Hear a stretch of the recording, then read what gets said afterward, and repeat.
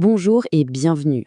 Aujourd'hui, on va parler de quelque chose qu'on voit tous les jours sans vraiment y penser, la gestion des transports. C'est un peu le système sanguin de notre économie, ce moteur invisible qui fait tourner le commerce mondial et qui amène tout ce qu'on consomme jusqu'à nous. Bref, c'est ce qui connecte absolument tout. Allez, on plonge dedans. Et oui, tout part de cette question. Est-ce qu'on s'est déjà vraiment demandé comment les objets qui nous entourent arrivent jusqu'à nous? Parce que derrière le moindre produit, que ce soit un téléphone ou une simple tasse de café, il y a une aventure logistique complètement folle. Et c'est cette aventure qu'on va décortiquer ensemble. Bon, pour commencer, la définition de base. Le transport, c'est simple. C'est le déplacement d'un point A à un point B. Mais en réalité, c'est bien plus que ça. Ce n'est pas juste une histoire de camion, de bateau ou d'avion. C'est vraiment le flux vital de ce qu'on appelle la chaîne d'approvisionnement, la fameuse supply chain. Pour faire simple, c'est ce qui fait bouger le coton du champ à l'usine, puis le t-shirt de l'usine au magasin. Sans ce mouvement, eh bien, tout s'arrête tout simplement. Ok, maintenant qu'on a posé les bases, entrons dans le vif du sujet. On va voir pourquoi le transport, ce n'est pas juste un service de livraison, mais bien un pilier stratégique de toute notre économie. Et cette citation, elle résume tout parfaitement. Le transport, c'est le ciment qui lie tout ensemble. Il connecte les fournisseurs, les usines, les magasins et au final, les clients. C'est lui qui assure que tout circule de manière fluide, que ce soit les matériaux ou même les informations. C'est un peu le réseau social du monde physique si on veut. Alors concrètement, quel est le job d'un manager en transport? Eh bien, c'est un vrai numéro d'équilibriste. Il doit jongler en permanence avec trois grands objectifs. D'abord, bien sûr, l'efficacité et les coûts. Le transport, ça peut coûter cher, jusqu'à un quart des coûts de la chaîne logistique, donc chaque centime compte. Ensuite, la fiabilité. C'est la base, il faut livrer à l'heure et en bon état pour que le client soit satisfait. Et enfin, le troisième pilier, qui devient de plus en plus important, la durabilité. C'est le grand défi actuel. Comment être plus écologique tout en restant efficace? C'est un sacré casse-tête. Bon, on a vu le pourquoi. Maintenant, passons au comment. Parce que pour déplacer des marchandises, il n'y a pas une seule solution, mais tout un éventail de possibilités. Et on va voir que choisir le bon mode de transport, c'est une décision vraiment stratégique. Voilà les 5 grandes options sur la table. On a la route, le rail, l'aérien, le maritime et même les pipelines pour certains produits. Imaginez ça comme un grand jeu de construction. Le but pour une entreprise, c'est de combiner ces différentes briques de la manière la plus intelligente pour créer le trajet parfait pour son produit. Et là, on touche au cœur du sujet. Tout est une question de compromis. Prenons la route et la mer, par exemple. C'est un peu le lièvre et la tortue. Le camion, c'est le champion de la flexibilité. Il va de porte à porte, mais il est à la merci des embouteillages et du prix de l'essence.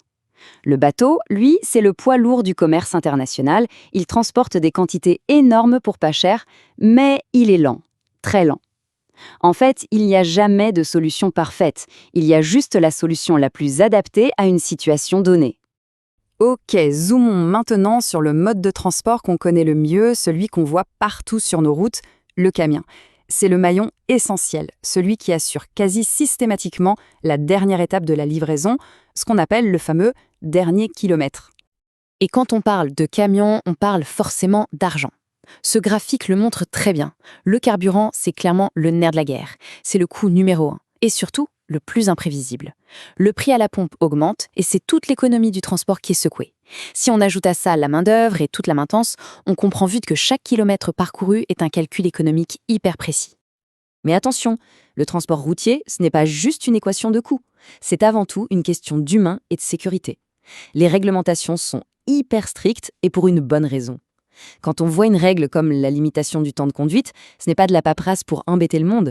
Non, c'est là pour s'assurer qu'un chauffeur ne s'endorme pas au volant à cause de la fatigue. C'est une question de sécurité pour lui et pour tous les autres usagers de la route.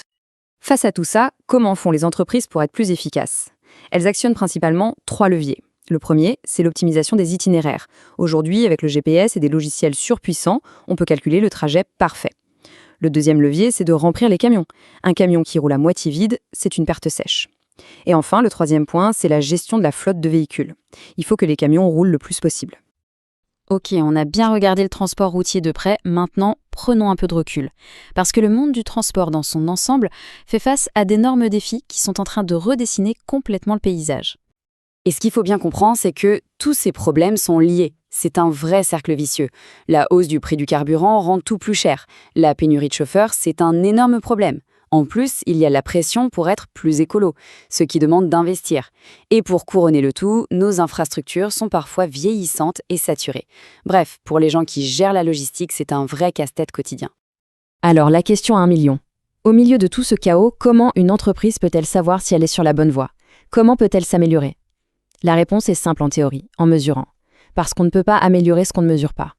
Et pour mesurer, on utilise ce qu'on appelle des indicateurs de performance, ou KPI. Prenons un exemple très concret, le taux de livraison à temps. C'est tout bête. Sur 100 livraisons, combien sont arrivées à l'heure? C'est l'indicateur roi pour la satisfaction client. Si ce taux est bon, le client est content. S'il est mauvais, non seulement le client est mécontent, mais l'entreprise risque de perdre des contrats. Un autre exemple, plus centré sur les finances, le coût au kilomètre. Là encore, c'est très direct. L'idée, c'est de savoir exactement combien ça coûte de faire rouler un camion sur 1 kilomètre, en incluant le carburant, le salaire, l'usure, etc. En surveillant ce chiffre de près, on peut tout de suite voir si une décision est bonne ou mauvaise et ajuster le tir si les coûts s'envolent. Bon, si on devait résumer tout ça, qu'est-ce qu'il faut retenir? Premièrement, le transport, c'est l'épine dorsale de notre économie. Deuxièmement, il n'y a pas de solution miracle. Chaque mode de transport est une question de compromis. Troisièmement, le transport routier, c'est un exercice d'équilibriste constant entre les coûts, la sécurité et la performance. Et enfin, face à tous les défis actuels, la seule façon d'avancer, c'est de mesurer sa performance. Et on va finir sur une question qui est en fait le grand paradoxe de notre époque. On veut tout de suite, des livraisons toujours plus rapides, mais en même temps, on veut un monde plus durable, moins pollué. Alors comment le transport peut-il réussir ce grand écart? Comment peut-il être à la fois ultra efficace et vraiment durable? C'est sans doute le plus grand défi pour les années à venir. Merci d'avoir suivi cette analyse.